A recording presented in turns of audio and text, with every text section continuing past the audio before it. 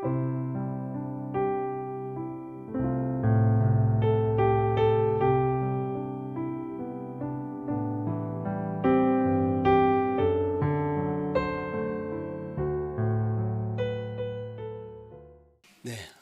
우리 이스라엘 백성들의 그 광야 40년의 기간들을 우리가 그동안 쭉 살펴보고 있습니다. 지금 그 40년의 그 기간은 사실 우리 인생의 기간이다 이렇게 생각하시면 됩니다. 그 40년이라는 것은 굉장히 상징적인 숫자입니다. 그죠? 예수님께서 시험 받으실 때 광야에서 금식할 때도 40일, 광야 40년 기간이라는 것은 굉장히 상징적인 의미가 있는 숫자죠. 우리 인생을 통틀어서 의미하고 있다. 우리 인생 전체를, 인류의 인생의 전체를 40년 기간으로 볼 때 그 기간 동안 이스라엘 백성들은 많은 실패를 했습니다.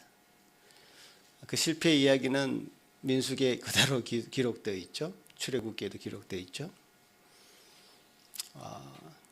모세가 십계명을 받으러 산에 올라갔을 때에 백성들이 모세가 더디게 내려오는 것을 답답하게 생각해서 송아지, 금송아지를 만들고 그 송아지를 향해서 저 송아지가 우리를 애굽에서 인도하였던 신이다라고 하면서 절했던 그런 사건들도 있었고요.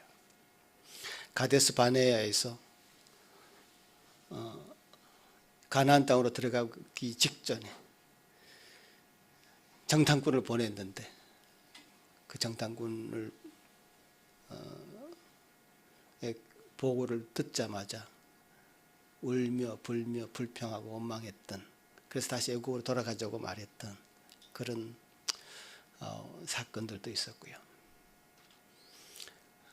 뭐 물이 없다, 뭐가 없다, 먹을 것이 없다, 원망하고 불평했던 많은 사건들이 있었고, 고라와 같은 사람들이 당을 만들어서 그 공동체에 굉장히 큰 위협을 가했던 그런 일도 있었고요. 우리 인생의 여러 가지 사건을 생각하시면 됩니다. 그런 실패와 여러 가지 어려움을 우리가 겪으면서 인생의 길을 가고 있지 않습니까? 오늘 본문에 나오는 한 가지 실패도 인생에서 우리가 일어날 수 있는, 맞이할 수 있는 실패의 종류 중에 하나일 것입니다. 그런데 앞의 사건과 약간 결이 다른 부분이 있습니다. 오늘 이 실패는 40년이 거의 끝나가는 그 지점에 요단강을 건너기만 하면 이제 가나안 땅으로 가게 되는 그 장소 모압 땅에서 이 일이 벌어지죠. 시딤이라는 정확한 지명이 나와 있습니다. 시딤.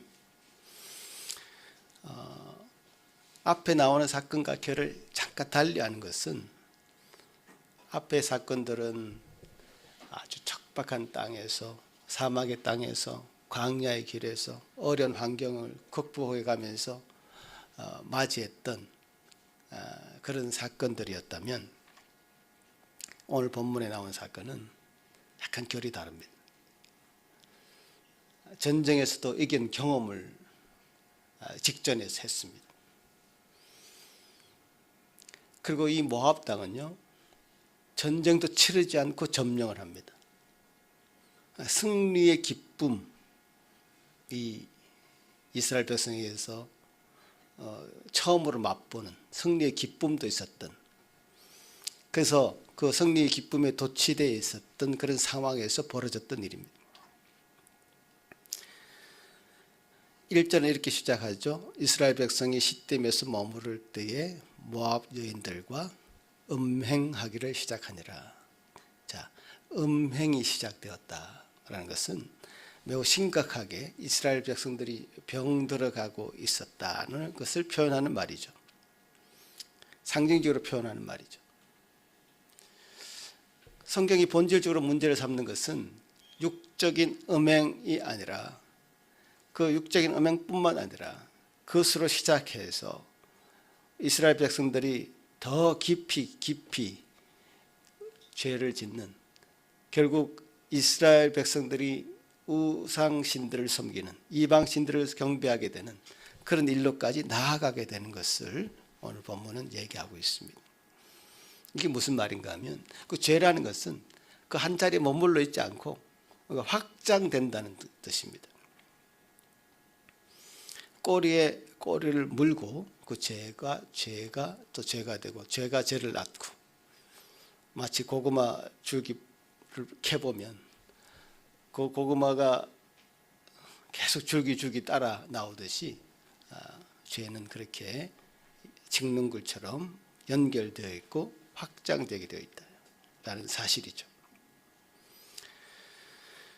음행으로 시작되었지만 음행의 대상이 되었던 그 여인이 섬기는 이방신을 자기도 섬기게 된 그런 육적인 음행에서 영적인 음행으로 확장되는 것을 보게 됩니다. 더 심각한 죄로 깊어졌던 것을 오늘 본문을 통해서 확인할 수 있습니다. 탈무드에 이런 이야기가 나옵니다. 사막의 낙타가 심한 모래바람으로 인해서 텐트 안에 있는 주인에게 요청을 합니다. 제발 이 추워서 그런데 이 머리만 좀 그 텐트 안으로 좀 넣어주시면 좋겠다고. 주인이 허락을 합니다. 사실 이 머리보다 이 목까지만 좀 넣어줬으면 좋겠다고 또 요청을 합니다. 주인이 허락을 합니다. 또 가만히 있다가 낙타는 이 앞발까지만 좀 넣어주시면 좋겠다고. 앞발이 너무 시리다고 앞발까지 넣습니다. 그 다음 날 낙타는 텐트 안에 들어와 있고 주인은 저 모래바닥에서 자고 있는 것을 발견하게 된 겁니다. 우스꽝스러운 이야기지만 죄의 습성이라는 것이 바로 이런 것이죠. 확장성이 있습니다. 한 번의 거짓말이 한 번으로 머물지 않는 것을 우리가 경험해 보지 않습니까? 그 거짓말을 덮으려면 또 거짓말을 해야 되고 또 거짓말을 해야 됩니다. 어린아이들의 작은 거짓말 귀엽다고 봐주면 안 되죠. 죄에는 확장성이 있고 또 중독성이 있기 때문에, 중독성이 있다는 것은 죄를 짓는 것은 쾌락이 있습니다. 어른을 속이고 거짓말을 통한다, 아주 쾌락이 있어요. 그러면 중독이 되죠. 그러니까 음행과 우상숭배라고 하는 굉장히 중독성이 강한, 또 전념성이 강한 죄가 지금 이스라엘 백성들을 지배하고 있습니다. 지난번 설교 때 제가 말씀드린 대로 여기 이스라엘 백성들이 음행에 빠지는 데는 그 배경이 바로 거짓 지도자 발람이 배후에 있었습니다. 제가 지난번 설교 때 그런 얘기를 한번 했죠. 이스라엘 백성들은 어떤 외부적인 저주의 상황에서도 이스라엘 백성들은 복받은 민족이었기 때문에 결코 저주할 수 없었습니다. 발람의 이야기에서 우리가 배운 건 그거죠. 하나님의 백성은 복받은 민족이고 하나님의 보호하심은 참으로 견고하기 때문에 이스라엘 백성들은 참으로 안전하였습니다. 하나님의 보호하심에 그 안정권이 있습니다. 아무리 저주하고 싶어도 저주받을 수 없는 그런 이스라엘 백성이었습니다. 그래서 발람은 다른 방법을 사용한 겁니다.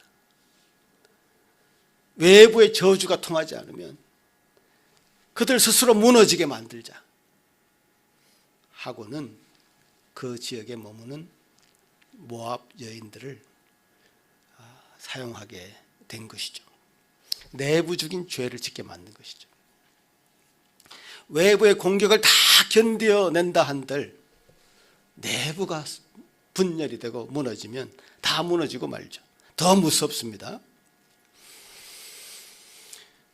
우리는 이 대목에서 이 바람과 햇님이라는 이솝 우화가 생각납니다. 바람과 해가 서로 자기가 더 강하다고 어수댑니다. 그래서 저 지나가는 나그네를 두고 내기를 합니다. 저 나그네의 외투를 누가 잘 벗길 수 있겠는가? 내기를 하죠. 강력한 바람을 이용해서 바람은 그 나그네의 외투를 벗기려고 시도합니다. 바람이 거셀수록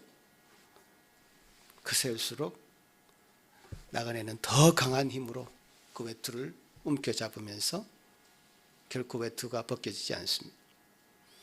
실패하죠. 그 다음에 햇님이 등장하죠. 기온이 올라갑니다. 나그네는 온기를 느끼면서 스스로 그 외투를 벗어버립니다.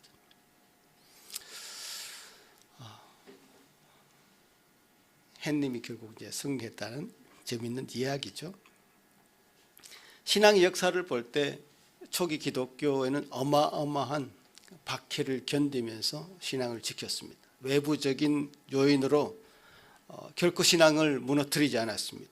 목숨을 던져가면서 신앙을 지켰습니다. 그리스도인들을 박멸하려고 하는 시도는 예수님이 십자가상에 달려 돌아가시면서 이 신호탄이 되었죠. 수백 년이 이어졌습니다. 수백 년 동안 그리스도인들은 죽고 또 죽어도 저 잡초처럼 저 들풀처럼 다시 또 일어났습니다. 이루 말할 수 없는 시련이 초기 그리스도인들에게 있었습니다. 그러나 그들은 그리스도의 부활하심을 바라보고 기꺼이 죽음을 택했지 신앙을 부인하지 않았습니다. 자, 그런데 그 시련이 이제 끝납니다. 언제 끝납니까? AD 313년. 313년이 로마가 그때 당시 지배했던 로마가 기독교를 공인하기 시작합니다. 이제 믿어도 된다. 박해가 끝나는 거죠. 더 나아가 383년 로마가 기독교를 국교로 인정을 합니다. 그리스도는 이제 기독교인은 이제 박해의 대상이 아니라 동경의 대상이 되고 출세길이 열리는 통로가 되어버립니다. 극적인 반전이죠. 몇백 년 전만 해도, 아니 수십 년 전만 해도 믿는다는 이유로 죽을 수밖에 없었던, 박해를 받을 수밖에 없었던 그리스도인들이 이제 그리스도를 믿는다는 이유로 권력을 잡게 되고 출세길이 열리는 그런 놀라운 일이 생긴 거죠. 자, 근데 타락은 그때부터 시작됩니다. 내부적으로 무너지는 겁니다. 그래서 이 역사 속에서 우리가 박해를 받는다고 해서 그것이 기독교가 끝나는 그 신호탄이 될 수도 없고요. 기독교가 권세를 가진다고 해서 좋아할 일도 없습니다.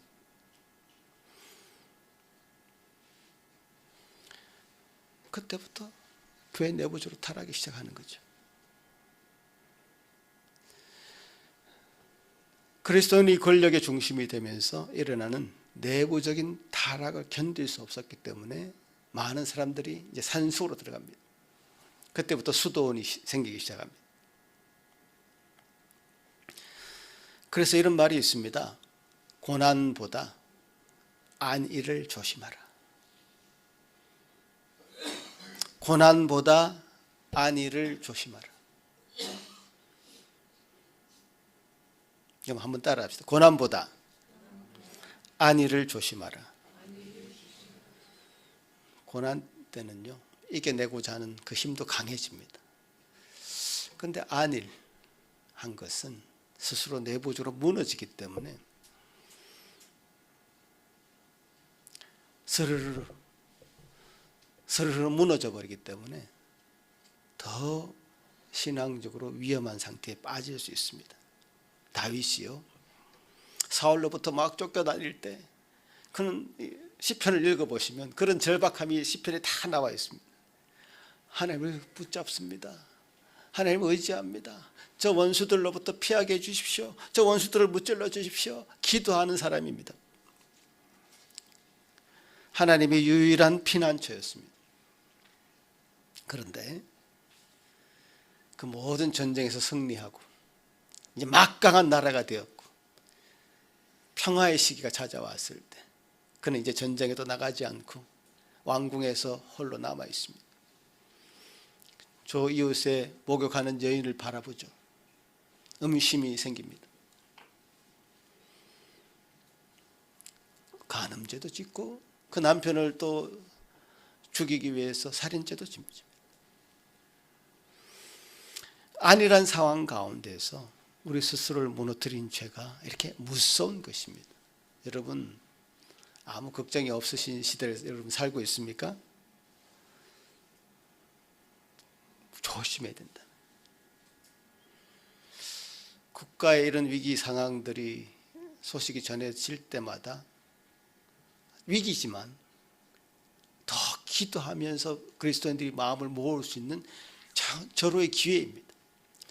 우리 가정에 어려운 상황이 닥쳤을 때, 재정적인 어려운 상황이 닥쳤을 때, 또 여러 가지 갈등의 문제가 일어났을 때 어렵지만 기도하면서 우리 신앙이 더 간절해질 수 있는 굉장히 절호의 기회가 됩니다. 이런 일이 아무것도 일어나지 않는다. 기도하지 않게 되고요. 주님 앞에 간절함이 사라집니다.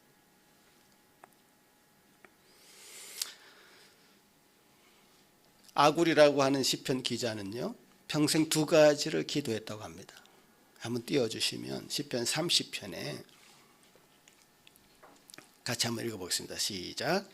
내가 두 가지 일을 주께 구하였사오니 내가 죽기 전에 내게 거절하지 마시옵소서. 곧 헛된 것과 거짓말을 내게서 멀리 하옵시며 나를 가난하게도 마옵시고 부하게도 마옵시고 오직 필요한 양식으로 나를 먹이시옵소서. 혹 내가 배불러서 하나님을 모른다 여호와가 누구냐 할까 하오며 혹 내가 가난하여 도둑질하고 내 하나님의 이름을 욕되게 할까 두려워함이니이다. 두 가지 평생 기도했다고 하는데 가난하게도 마옵시고 부하게도 마옵소서. 이 기도문 중에 여러분 마음에 들지 않는 부분이 혹시 있지 않습니까? 가난하게 마옵시고는 이해가 되는데 왜 부하게 하지 말아달라고, 필요한 양식으로 먹여달라고 할까? 이 기도가 여러분 마음에 안 드시죠? 혹시? 사실 그게 제 마음이기도 했거든요. 여러분 솔직해집시다. 내가 부자가 되면 정말 다른 사람 위해서 나의 것을 나누어 주면서 정말 잘 쓸 수 있는데 라는 생각을 여러분 안 했습니까? 왜 그 부를 내게 주지 않는가 따지는 마음이 제게도 있었습니다. 저보다 더 이 재물을 더 잘 사용할 수 있는 사람이 누가 있겠는가? 정말 잘 사용할 수 있는데 제발 주십시오 라는 마음이 있었단 말이죠. 근데 문제는 그 부를 내게 주지 않는다는 거죠. 왜? 다른 누구보다 하나님은 나를 잘 아십니다. 내가 부하게 되어서 하나님을 외면하고 그 부의 의지에서 살 것 같은 그런 마음이 들겠죠. 여러분 중에는 그렇지 않은 사람도 있을 수도 있겠습니다만은 하나님은 저한테는 그러신 것 같아요.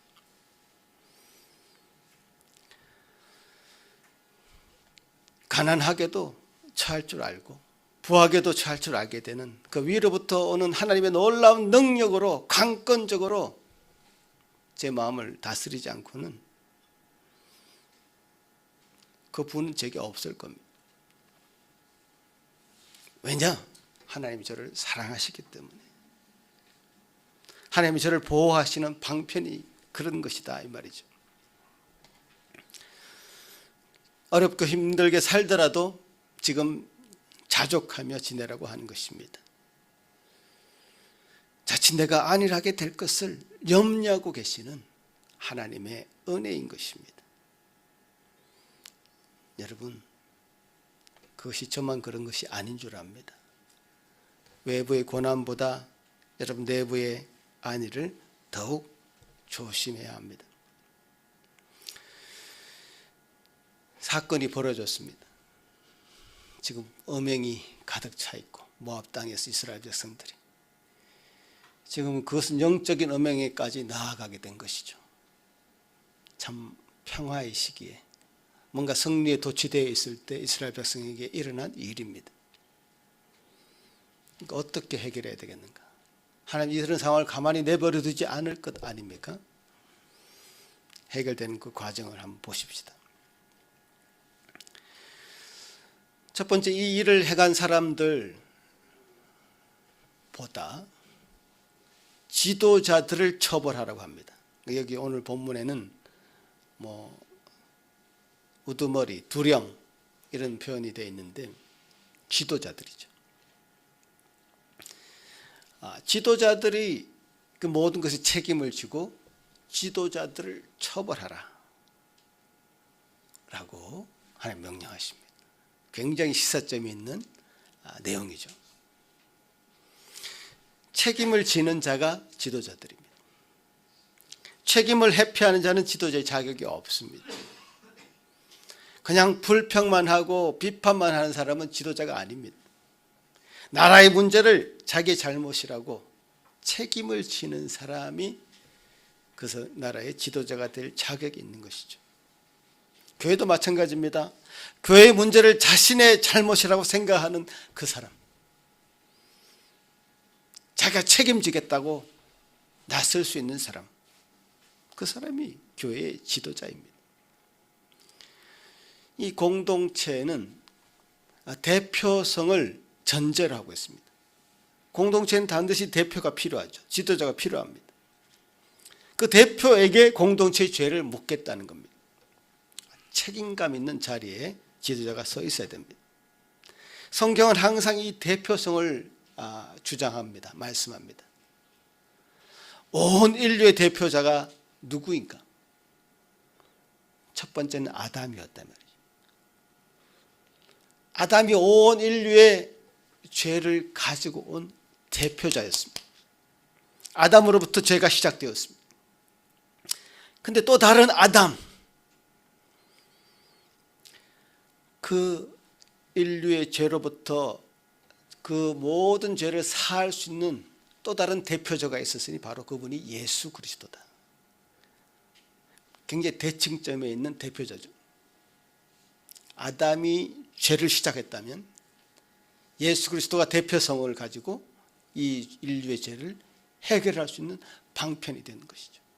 이 성경의 구속사에 굉장히 중요한 대표성을 가진 두 분입니다. 아담은 죄를 시작했고 예수 그리스도는 그 죄를 끝내신 분이죠.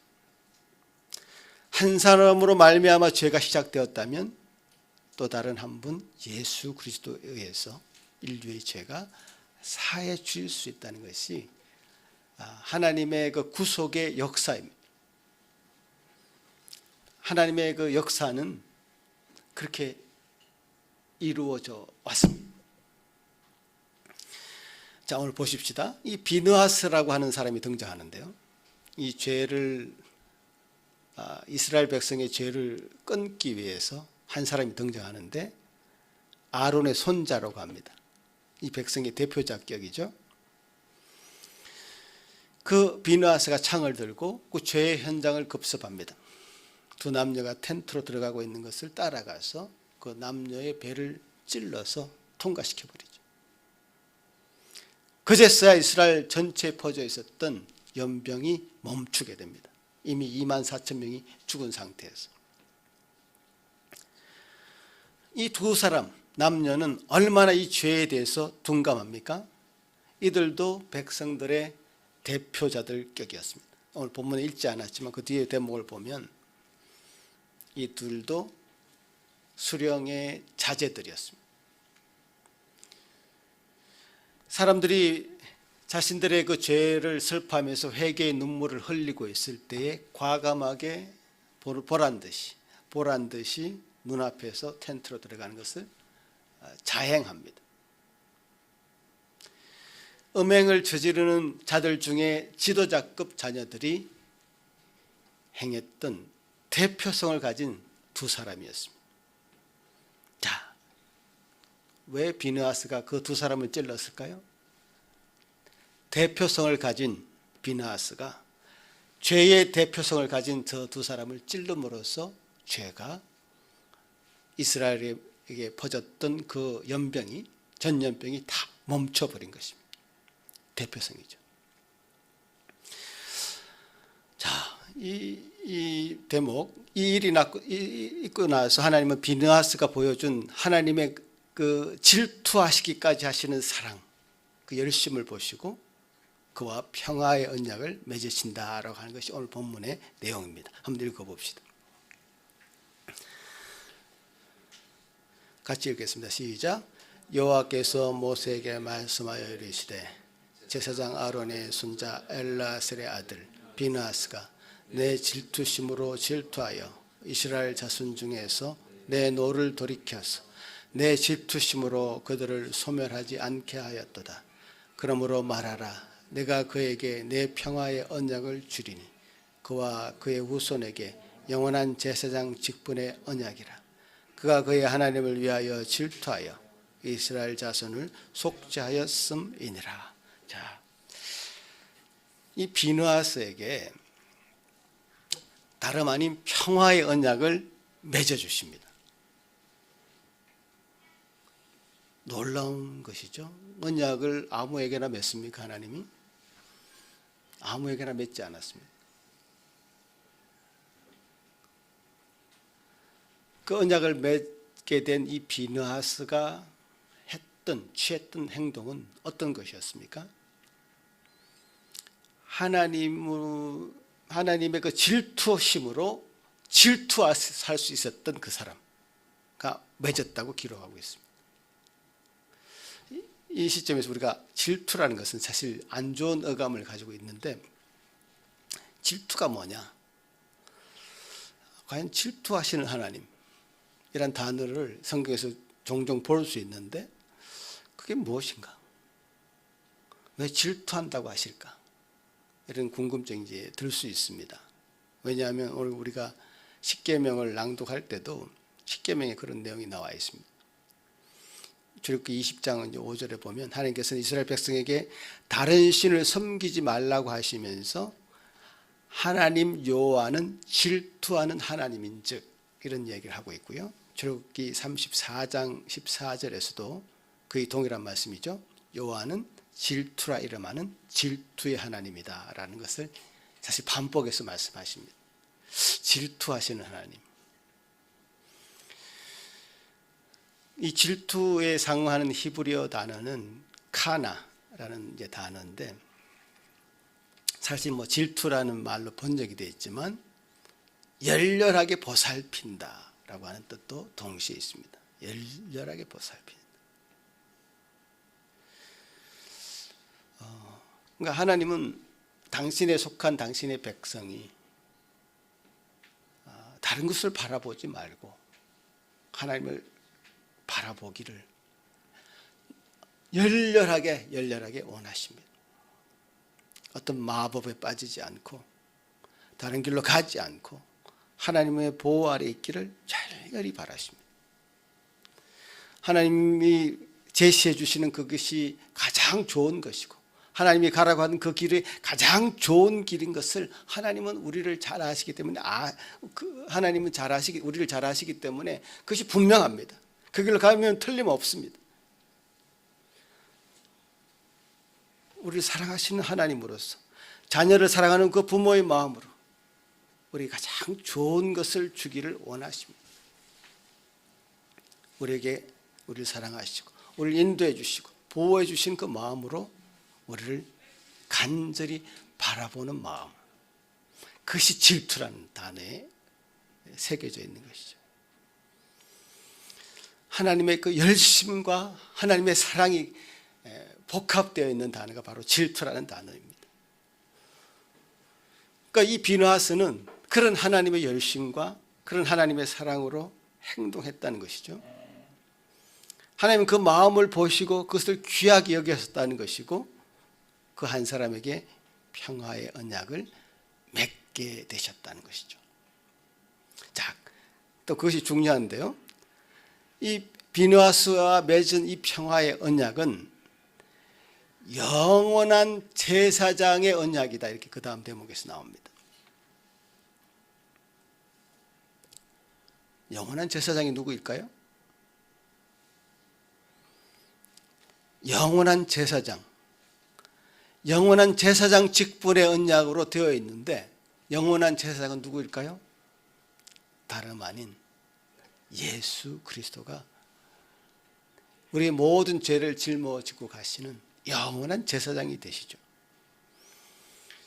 그 예수 그리스도께서는 이 땅에 평화의 언약을 가지고 이 땅에 오셨습니다. 평화의 길을 열기 위해서 이 땅에 오셨습니다. 예수 그리스도로 말미암아 우리는 하나님과 화목되는 길을 열었습니다. 그전에는 하나님과 우리가 평화할 수 없었습니다. 원수 관계였습니다.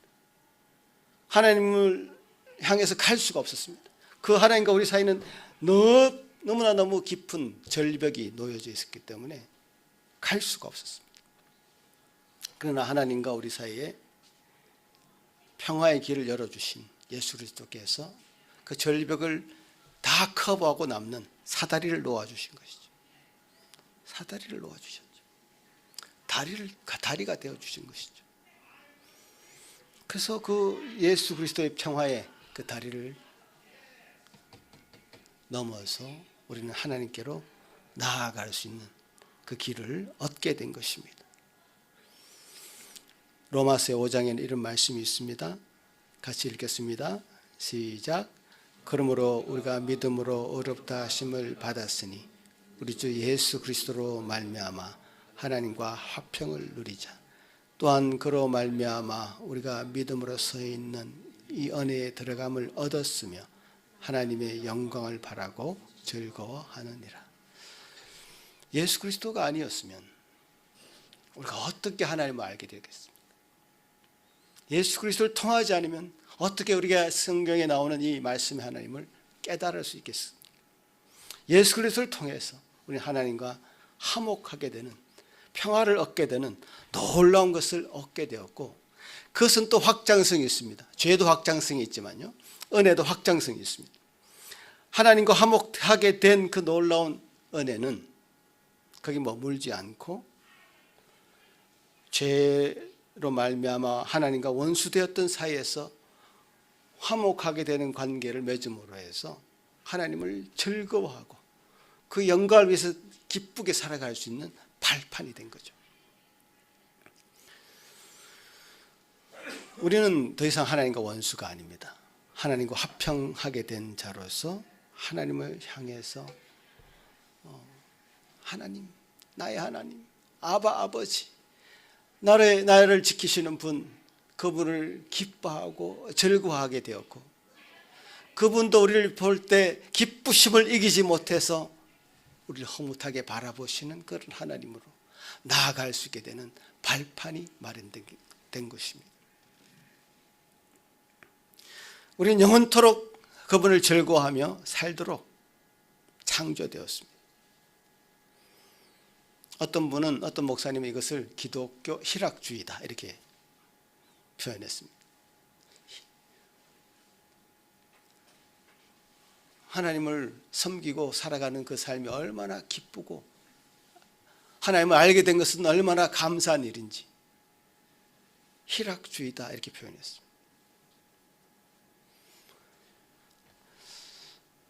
이것이 하나님의 속죄하시는 방식인데요, 죄를 덮어주는 것이 아니라 죄를 제거해 주시고 사해 주시는 하나님의 은혜죠. 하나님의 방식에 우리가 익숙해져야 되고 따라야 됩니다. 우리 죄를 덮으려고 하면 안 됩니다. 주님 앞에 나올 때마다 우리 모든 마음에 있는 죄악의 찌꺼기까지라도 주님 앞에 내어놓고 고백하고 또 사해 주시는 하나님의 사지의 은총 가운데 들어가고 이게 하나님의 방식이죠. 우리가 믿음으로 살아가는 이 인생길, 40년 광야 생활했던 그 이스라엘 백성들처럼 믿음으로 살아가는 인생길에 실패의 흔적들, 아마 지뢰밭처럼 이렇게 우리 삶의 구석구석에 있을 수밖에 없습니다. 여러분 어릴 때 그런 장난을 했는지 모르겠는데 길에 구덩이를 이렇게 파놓고요, 거기다가 이제 오물 같은 거를 부어 놓습니다. 그 위에다가 짚을 살짝 올리고 흙을 싹 뿌려가지고 눈치 못 채게 만들어 놓습니다. 그걸 몇 군데 이렇게 만들어 놓죠. 그래서 멀리 이렇게 숨어서 지나가는 사람이 그걸 밟는지 안 밟는지, 그야말로 참 짓궂은 장난을 그렇게 했던 기억이 납니다. 그 지뢰밭처럼 사실 우리가 알게 모르게 죄를 짓고 살아갈 수밖에 없습니다. 오물을 이렇게 밟으면요, 저도 당해봤던 기억이 있습니다. 그 밟았던 기억. 그래서 아마 보복하려고 저도 그 장난을 친 것 같은데 집에 그냥 들어갈 수 없죠. 목욕을 해야 됩니다. 목욕을 하지 않고 들어가면 어떻게 되겠습니까? 온 집안에 똥 냄새가 가득한 거죠.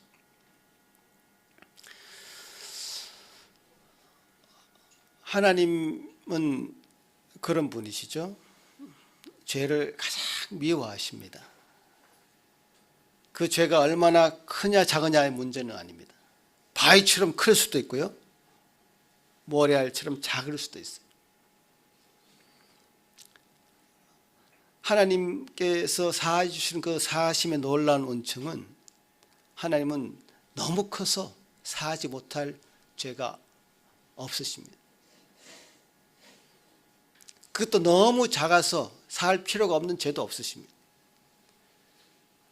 하나님은 바위 같으나 모래알 같으나 다 주님 앞에 내어놓고 죄를 고백하라고 하고, 또 그 죄를 한량없이 신 이 평화의 언약의 사도로 오신 예수 그리스도를 통해서 그 죄를 사해 주시고 회복하여 주시고 주님의 영광 돌리게 하시고 그 주님의 영광을 위해서 즐거워하게 하시고 그렇게 화목하며 살기를 바라시는 분이 우리 하나님이십니다. 예수 그리스도께서 그렇게 화목하게 되는 길을 열어주셨죠.